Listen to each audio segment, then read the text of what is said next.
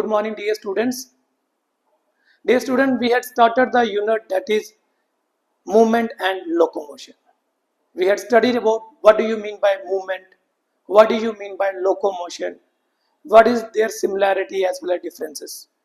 Then we had gone through the topic of muscle, characteristic features of muscle, then what are the different types of muscle, what are their differences. Then we have also covered the topic of contraction of the muscle, section of the muscle. Afterward, we had started a new sub-unit that is skeleton system. And in the skeleton system, we had gone through what do you mean by skeleton system, what are the different types of skeleton system, and what are the function that is performed by the skeleton system. Then we have also covered the topic bone as well as cartilage and what is the difference between bone and cartilage. Now, might be you are thinking about why I am talking in English because most of my video content is always in Hindi.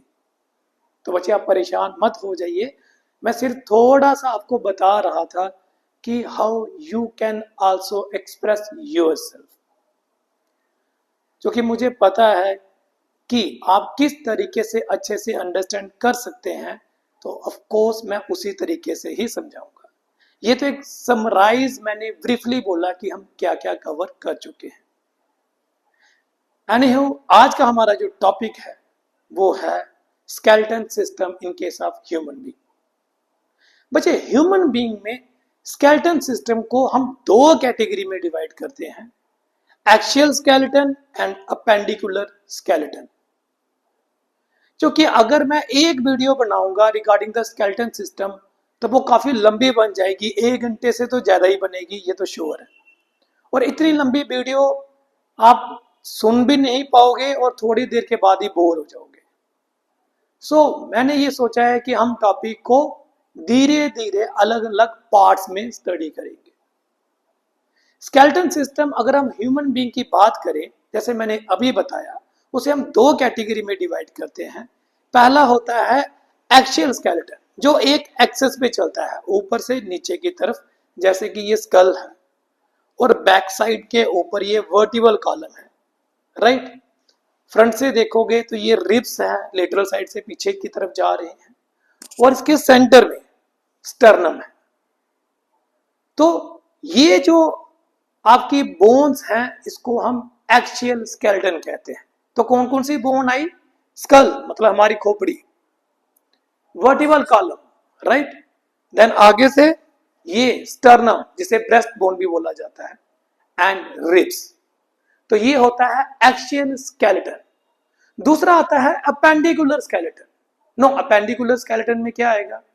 Of course जो vertical column से हड्डियां निकली हैं और हमारे appendages बना रही हैं, जैसे कि पेक्टोरल गर्डल, और पेक्टोरल गर्डल से आगे हमारी आर्म्स, जो आर्म्स की बोन है, ये अपेंडिक्स मतलब अपेंडेजेस में आता है, जिसे हम अपेंडिकुलर स्केलेटन कहते हैं। देन पेल्विक गर्डल, और पेल्विक गर्डल से जो हमारे अपेंडेजेस आते हैं दैट इज लेग्स, और लेग्स में, फुट में, हैंड में, ये जो सारी बोन्स है आर्म में, इसे हम अपेंडिकुलर स्केलेटन की कैटेगरी में स्टडी करते हैं। आज हम एक्सियल स्केलेटन के एक कंपोनेंट के बारे में डिस्कस करेंगे, दैट इज स्कल। अब बच्चे, स्कल क्या है? स्कल हमारे एक्सियल स्केलेटन का सबसे ऊपर वाला हिस्सा है, जो कि वर्टिकल कॉलम, ये जो आपके गले की हड्डी है, यहां से आप टच करके फील कर सकते हैं, इसके टॉप पर ये प्रेजेंट होता है। आपको पता है ये नियर अबाउट स्फेरिकल के जैसा होता है, राइट। एग्जैक्टली स्फेरिकल नहीं, मतलब स्फेरिकल जैसा मैंने बोला है। ये फ्लैट नहीं होता। वो क्यों नहीं होता? बिकॉज स्फेरिकल टाइप स्ट्रक्चर ज्यादा स्ट्रेंथ बियर करता है रादर देन फ्लैट सरफेस। अब स्कल की बात की जाए तो स्कल को फर्दर हम दो कैटेगरी में डिवाइड करते हैं। जो स्कल का ऊपर वाला हिस्सा है, जी हाँ, जैसे हम कंघी वगैरह करते हैं, आपने देखा होगा, मैंने हाथ भी ऐसे किया है, इसे हम क्रेनियम कहते हैं। और स्कल का फ्रंट वाला हिस्सा, जो हम मोस्टली जो बच्चे हैं, खासकर टीन एज के बच्चे, जो बार बार शीशे के आगे खड़े होकर देखते रहते हैं, उसे हम फेस कहते हैं। तो स्कल के दो हिस्से, क्रेनियम एंड फेस, इसे हम डिस्कस करेंगे। सबसे पहले स्कल की बात की जाए। क्रेनियम में 8 बोन होती हैं। अब आप बोलोगे सर ये बोन अलग अलग तो दिखती नहीं। तो जी हाँ, ये 8 बोन्स होती हैं, बट ये बोन्स आपस में स्यूचर की वजह से जुड़ी होती हैं। लेट्स से ये एक बोन है, ये दूसरी बोन है, तो ये ऐसे करके जुड़ी होंगी। इनके बीच में देखोगे थोड़ा थोड़ा गैप आपको मिल जाता है, और ये गैप जो है वो शॉक को ऑब्जॉर्व करता है। आपको कोई झटका लग जाए, टक्कर लग जाए, ठीक है, तो ये बियर कर लेता है कि वो शॉक ब्रेन के पास ना जाए और उसे डैमेज ना करे। एज आई सेड कि क्रेनियम की जो बोन है वो शॉक ऑब्जॉर्व करती है ताकि वो ब्रेन के पास ना जाए। इट मीन्स क्रेनियम के नीचे ब्रेन है, इसीलिए हम क्रेनियम को ब्रेन बॉक्स भी कहते हैं। अब क्रेनियम में कौन कौन सी बोन होती है, हम जल्दी से उस टॉपिक पर आते हैं। सबसे पहले फ्रंट वाली बोन, इसे फ्रंटल बोन कहा जाता है, ये एक ही होती है। इसके बाद पेराइटल बोन जो इधर और इधर होती है, ये 2 होती है। उसके बाद आता है occipital bone, then temporal bone. तो ऑसिपिटल भी एक थी और टेम्पोरल 2 थी। तो अभी तक मैंने कौन कौन सी बोन के नाम ले लिए हैं। सबसे पहले frontal, then parietal, then occipital, right. Occipital एक ही होती है, मैंने 2 हाथ रख दिए, गलती से इग्नोर कर दीजिएगा। देन टेम्पोरल, फिर आती है एक सेफेनाइड और एक इथमॉइड बोन। ओवरऑल 8 बोन होती है। अब ये जो बोन है आपस में जुड़ी हुई है बाय मीन ऑफ स्यूचर, जैसे कि मैंने अभी बोला। इस स्यूचर में मैं सिर्फ 2 स्यूचर के नाम लूंगा जो कि काफी इंपॉर्टेंट है। सबसे पहला नाम कोरोनल स्यूचर, जो फ्रंटल बोन को पेराइटल बोन के साथ जोड़ता है, उस स्यूचर को कोरोनल स्यूचर कहा जाता है। और जो पेराइटल को ऑसिपिटल से जोड़ता है, उसे हम लोग लैम्ब्डाइडल स्यूचर कहते हैं। इसी तरीके से लेटरल भी होता है, लेकिन हम उसकी ज्यादा डिटेल में जाएंगे नहीं। क्रेनियम के बाद जो हमारा दूसरा एस्पेक्ट आता है वो है फेस। अब हमारे फेस में कितनी बोन्स होती होंगी, एनी गेस? बच्चे, हमारे फेस में 14 बोन्स होती हैं। जी हाँ, 14।